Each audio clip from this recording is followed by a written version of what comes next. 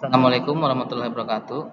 Perkenalkan, nama saya Rizka Indra Purnomo dari kelas MJ403. Di sini saya ingin mempresentasikan materi manajemen perbankan terkait manajemen dana bank. Pendekatan alokasi dana. Cara penempatan atau alokasi dana oleh suatu bank umum dengan mempertimbangkan sumber dana yang diperolehnya terdiri dari dua pendekatan yang masih banyak dipergunakan oleh eksekutif bank, yaitu Pool of Fund Approach atau sistem penggunaan dana gabungan, Asset Allocation Approach, sistem pendekatan dana konversi.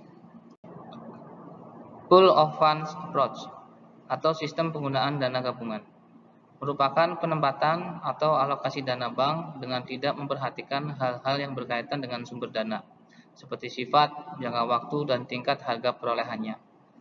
Berdasarkan sistem ini, semua dana yang berhasil dihimpun digabungkan secara bersama-sama dan kemudian dianggap sebagai dana tunggal, tanpa dibeda-bedakan asal-usul, sumber atau jenis dana awalnya. Kemudian dialokasikan berdasarkan urutan prioritas sesuai dengan kebijakan yang tertuang dalam rencana kerja bank yang bersangkutan. Jenis alokasi dana bank, yaitu primary reserve atau cadangan primer, secondary reserve atau cadangan sekunder, loan portfolio atau kredit, portfolio investment, dan fixed asset atau aktiva tetap. Berikut adalah diagram pool of fund approach, di mana source of fund seperti giro, tabungan, deposito, dan modal akan bergabung di sistem penggunaan dana tabungan, kemudian diaplikasikan ke cadangan primer, cadangan sekunder, other securities, dan fixed asset. Berikut adalah diagram sistem pendekatan dana gabungan. Untuk source of fund seperti giro, tabungan, deposito, pinjaman, dan sampai modal semua bergabung di sistem penggunaan dana tabungan, kemudian diaplikasikan ke primary reserve, secondary reserve, credit loan, securities, dan fixed asset. Pada sistem pendekatan dana gabungan, prioritas penggunaan dana diperuntukkan 1. Cadangan primer atau primary reserve.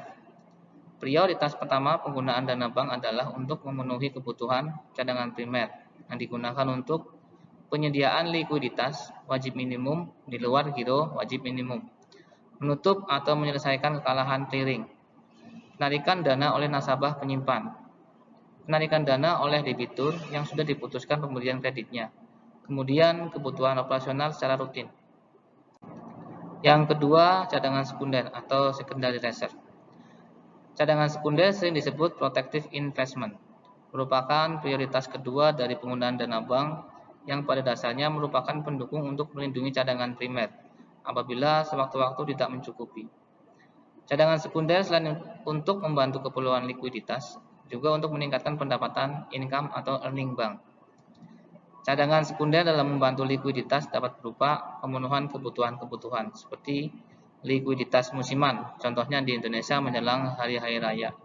Kemudian kebutuhan likuiditas jangka pendek yang sebelumnya tidak terantisipasi. Cadangan sekunder umumnya berupa surat-surat berharga jangka pendek dan mudah diperjualbelikan dengan nilai relatif stabil atau cenderung meningkat. Instrumen yang lazim di dunia perbankan nasional adalah sertifikat Bank Indonesia, sertifikat of deposit, surat berharga pasar uang, commercial paper, promissory notes, dan treasury bill. Yang ketiga adalah kredit atau loans. Penggunaan dana bank didominasi dalam penyaluran kredit bank. Hampir 60% sampai 70% penggunaan dana bank disalurkan ke dalam bentuk kredit. Dan keempat, investasi jangka menengah dan panjang. Seandainya ada dana sisa, bank akan melakukan penempatan dana dalam bentuk surat-surat berharga jangka menengah atau panjang seperti obligasi atau kertas perbendaharaan negara, penyertaan modal sebagai pemegang saham. Yang kelima, harta tetap dan inventaris. Prioritas terakhir tetapi penting adalah penggunaan dana bank untuk pengadaan harta tetap dan inventaris seperti tanah atau gedung kantor, kendaraan, peralatan kantor, dan lain sebagainya yang sangat berperan untuk terselenggaranya operasional atau kegiatan bank sehari-hari.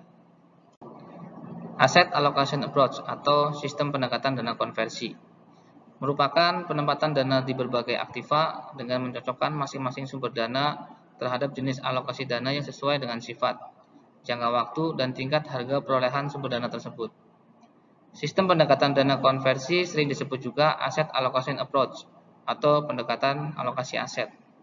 Pendekatan ini merupakan perbaikan dari Pool of Fund Approach. Berdasarkan pendekatan ini, masing-masing sumber atau jenis dana dialokasikan berdasarkan sifat atau karakteristik masing-masing. Berikut perbandingan kelebihan dan kelemahan antara Pool of Fund dan Asset Allocation Approach.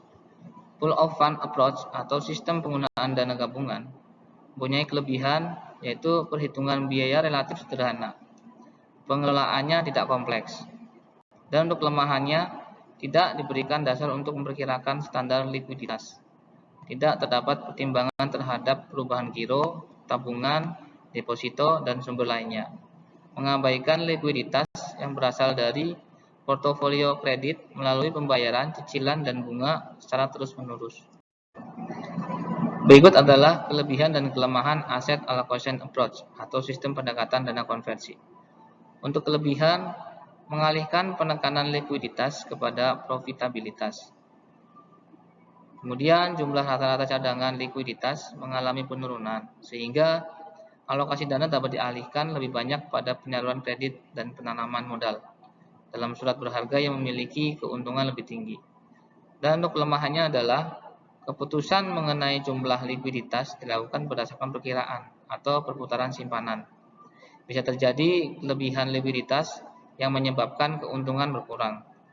Portofolio kredit dianggap sama sekali tidak liquid, sehingga kredit tidak dianggap sebagai sumber likuiditas potensial. Penggunaan dana.